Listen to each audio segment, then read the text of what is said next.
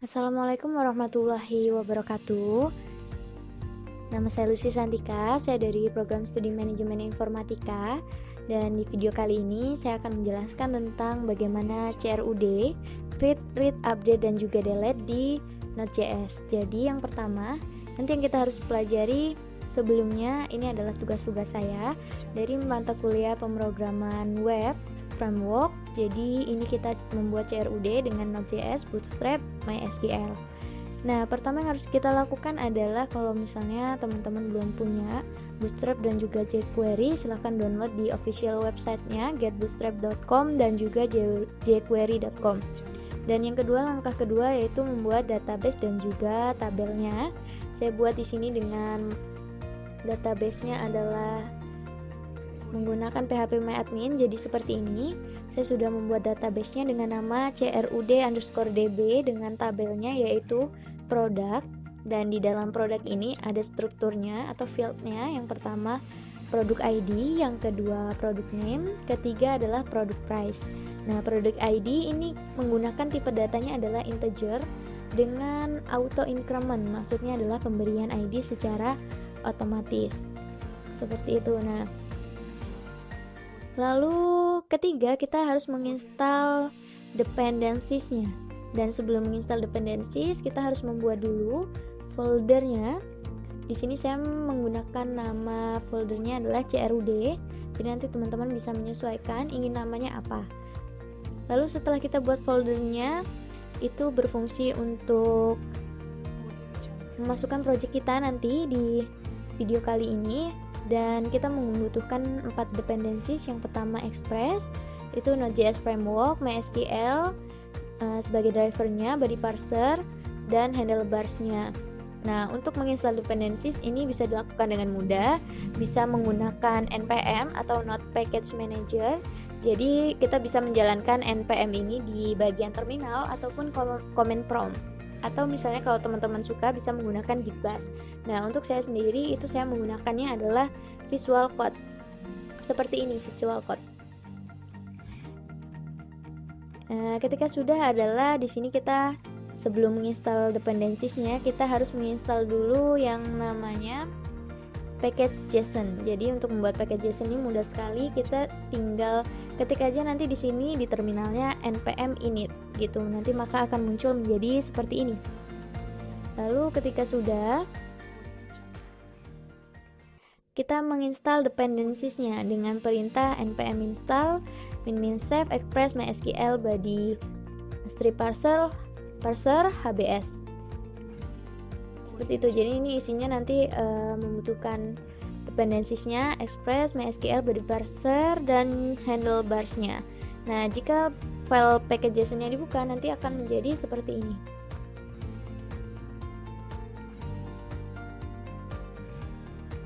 Oke, akan menjadi seperti ini. Kita lihat ya, di sini ada dependencies-nya, yaitu yang pertama body parser, kedua Express, ketiga HBS, dan yang terakhir adalah MySQL.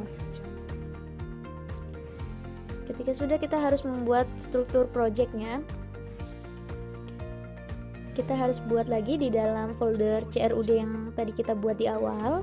Ini di dalam folder CRUD ada public dan juga view-nya. Setelah itu, di dalam folder public itu kita memasukkan 2 folder lagi. Itu membuat 2 folder, yang pertama CSS dan juga JS. CSS kita gunakan untuk Bootstrap dan yang JS kita gunakan untuk jQuery-nya.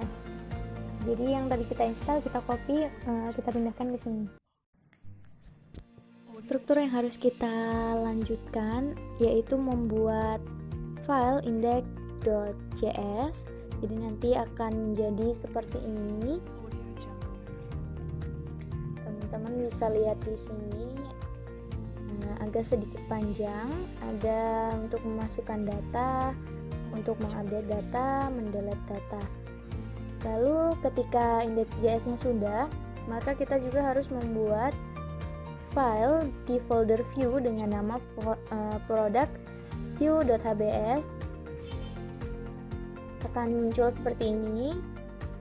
Nah, ini merupakan seperti tampilannya supaya lebih menarik di webnya. Ya, ini banyak sekali menggunakan div class untuk bagian update datanya, submit, dan lain-lain sebagainya. Lebih banyak.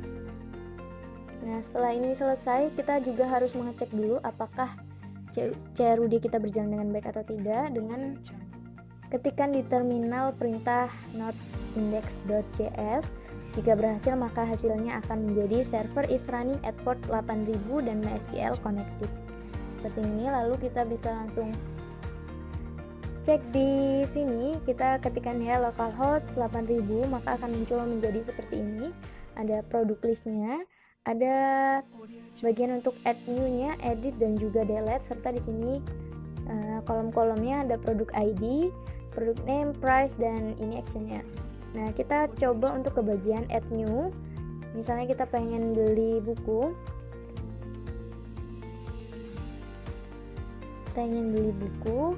harganya 80.000, kita save, maka hasilnya akan muncul di sini buku 80.000 seperti ini. Nah, lalu kita akan mengedit sesuatu. Kita klik di sini edit. Saya ingin ganti jilbab dengan mukena misalnya.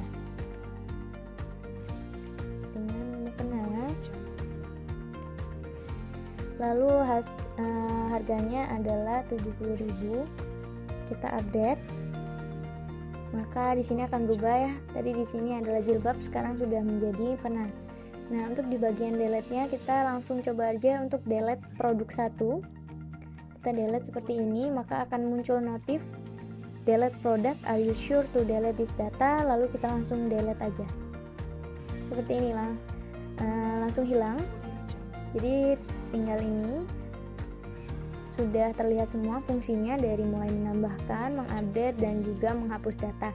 Jadi itu saja yang bisa saya jelaskan. Mungkin nanti teman-teman bisa melihat referensi lain di blog ataupun di YouTube. Sekian, saya Heidi. Wassalamualaikum warahmatullahi wabarakatuh.